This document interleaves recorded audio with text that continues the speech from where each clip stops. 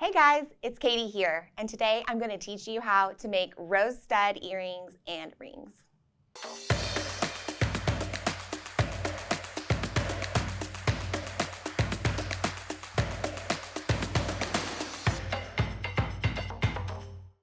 Today I'm going to teach you how to make rose stud earrings and ring.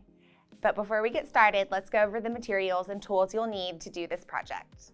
You'll need 20 gauge wire, and it comes in lots of different colors, so whichever color you prefer. A chain nose plier, a flat nose plier, a wire straightener with the nylon jaw, a flush cutter, earring backs, if you're making the stud option, a ring mandrel, and a wire rounder, which will file the end of your little stud earrings. So let's start with the stud earrings. And so you're going to grab your 20 gauge wire and you're going to pull about 2 feet off and cut it. I always like to have a little bit more than enough for this project because you can kind of determine the size of your rose by how much wire you use. For example, the amount of times that you wrap around, the bigger the rose, if that makes sense. Those are just a few little examples here. Now you're going to want to grab your ring mandrel. And remember, we're making studs, but yeah, you use a ring mandrel, I know. And I like to just kind of work around the size 10 on my mandrel, just kind of in the middle because it gives me a good place with some leverage, I guess, because I don't have a little vise for my ring mandrel right now. So just somewhere in the middle of your round object and bring both sides up and then wrap them around that mandrel. And then you're going to tightly start wrapping around. And this is a really important step because if you don't get it tight right here, you kind of lose the foundation of your rose. So make sure you just keep it really taut.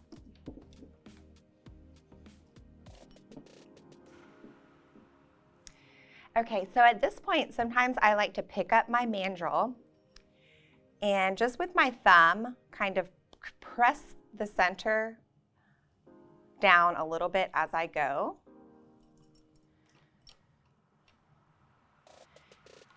Just because it keeps the form a little bit flat and closer to the surface of the mandrel. Otherwise, it can get kind of lumpy, which you don't want in your little rose design, or maybe you do, but that's just a little tip that I do.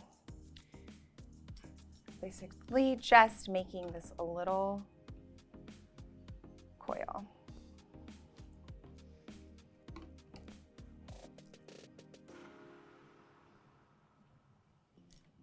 If you like the more circular shape for your rose, then just keep wrapping in a normal motion, just very consistently. But if you want a little more bend on your petal, here's a little tip that I do. And the way I do that is I wrap and then I'll pull out a little bit. And then I'll just kind of create those bends as I go. You can wrap it and then pull it out a little bit. And it just starts to make these really cool little bends. It's very subtle, but it does start to happen.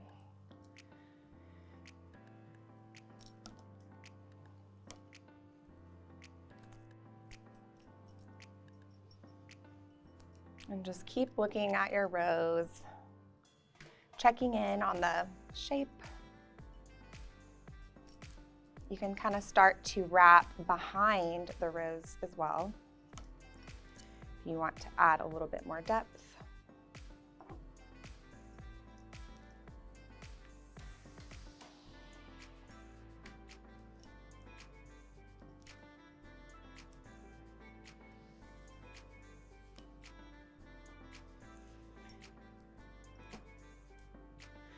When I first made these studs, I made them on a magic marker. So if you don't have a ring mandrel, you can still make these rings. See, now that's starting to look really beautiful. And I think that we are almost ready to stop and turn this into a stud earring. Okay, so make sure when you're ready to stop and you're happy with the shape of your rose, make sure that you kind of bring the wires behind the form like that before you cut them, because it will leave them in the back of the rose and they'll be easier to hide. And so at this point you can take it off of your mandrel, and I will flip it over to the other side to show you kind of what's going on back there. Okay, so you can see the wires have nested up really nicely, and grab your cutters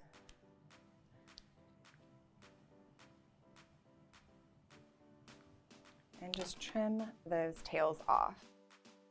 At this point, there's not a specific place where I cut these because I use my chain nose plier to just kind of tuck them back in there. But the next cut we make will be more specific. I've never had problems with these little tails poking me or coming loose. Now we are going to make the post back, and let me just pull one over so you can kind of see where we're headed. You want to make a 90-degree angle and basically make a post. So what you're going to do is cut this open with your flush cutter and take a look at where the sides come out of that center in the back, and pick the one that seems like the best option to be the main post.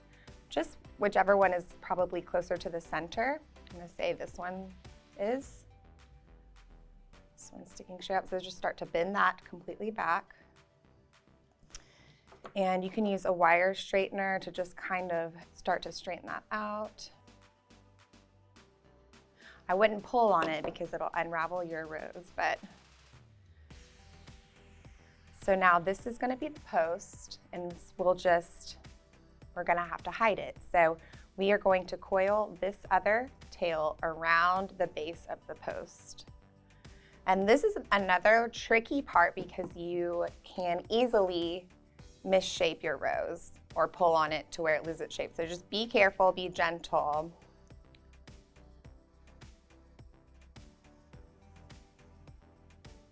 And just try to coil that around the post.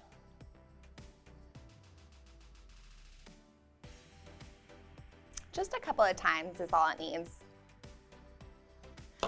Not much.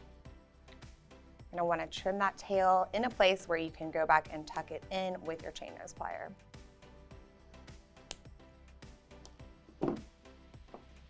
Here's my chain nose. And it'll get into those little tiny spots.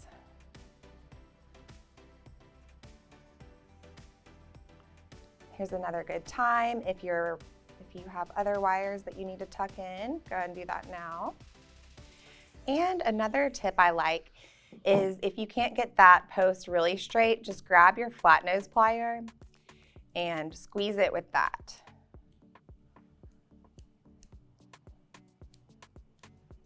That will do the trick. Okay, so now we're almost done with our little stud. Something I love to do when I'm making stud earrings is to go ahead and slide on the earring back before I trim the post so that I know it's gonna be long enough. So slide your earring back on and leave a little room for your ear, obviously. And then trim that off. Pretty easy. And the very last step is going to be to grab your wire rounder, which the one I'm using came with my bead reamer in a set. And it's just a little cup that will file the very tip of your wire so you don't hurt yourself. If you don't have a wire rounder, a file will work as well.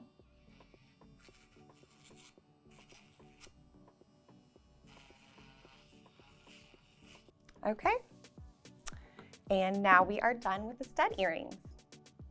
All right, now we're going to make a simple rose ring. It's a lot like making the stud earring, but there are a few little finishing touches that you need to add.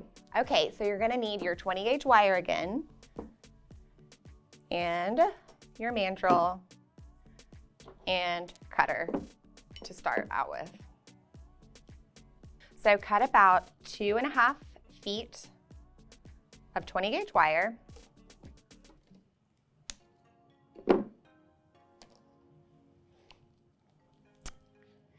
And then grab your ring mandrel. I like to make sure both ends are just clean cuts so your wire doesn't tangle up as much while you're working. Okay, so when you're making a ring, if you have a mandrel, you'll see the sizes going down the side. And I like to make mine about an 8.5 right now. So I'm gonna go jump up a size and be working on the 9.5 mark. So for this ring, you definitely want to go a size up. And just like the stud earrings, you'll put your wire in the middle, kind of make sure it's in the middle of your wire, and wrap each side around the mandrel 3 times. 1, and you can do, I like to do it separately, 1 at a time, just that one, like that. And then with the bottom one, do the same. 1, 2, 3. Okay, let's make sure I'm still on my size. Okay, I am. So once you've done that, gather your little coils up a little bit on that size you want. I'm still shooting for the 9.5. And pull the tails to either side.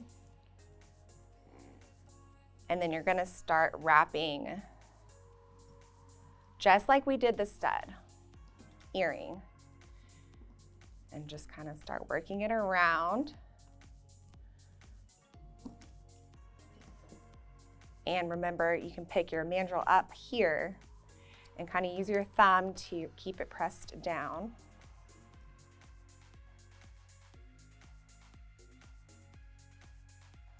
Once you've reached your desired flower size, you can pull your ring off the mandrel, and you want to make sure your wires are going the opposite direction of each other.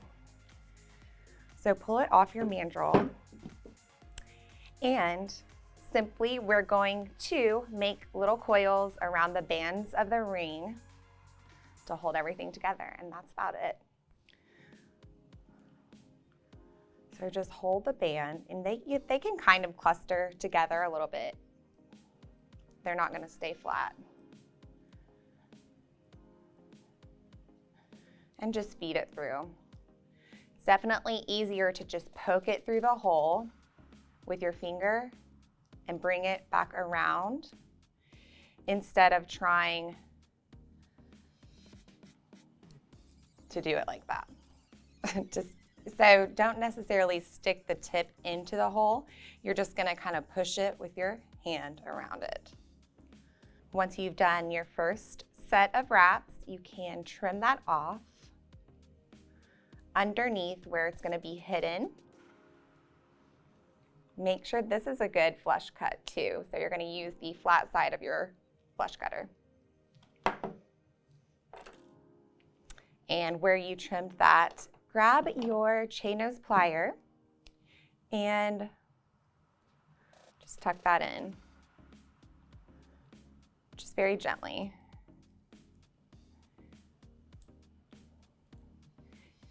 When I'm using the colorful wire, I'm really careful not to use much tool work, like not to use any tools. The color can scratch off if you use metal tools on it, so just be really careful.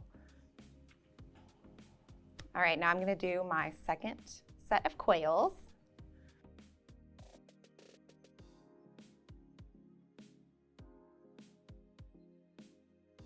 Okay, and then cut that here.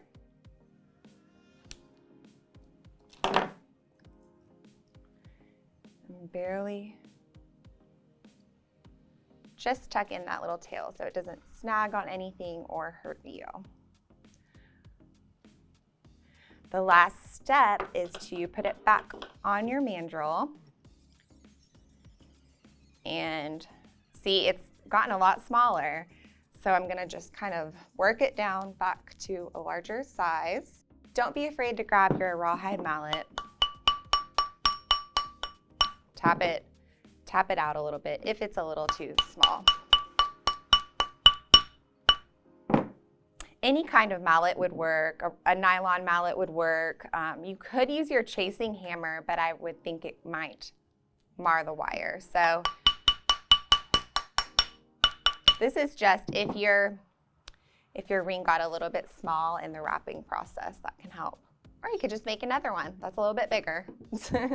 And that's how you make the rose stud earrings and rings. And I hope you guys like that. Let's go over the materials that you'll need to do this one more time. You'll need your chain nose plier, a wire rounder, 20 gauge wire, a ring mandrel, earring backs, a flat nose plier, a flush cutter, and a wire straightener. And also if you have a nylon mallet, that can be helpful when you're making rings to go back in and make them a little bit bigger if you need to. Thank you so much for watching. What color would you make your rose stud earrings? Let us know in the comments below. And if you're interested in purchasing any of our tools or supplies, check the description as well. Don't forget to like, subscribe, and ring that bell so you don't miss any of our new videos.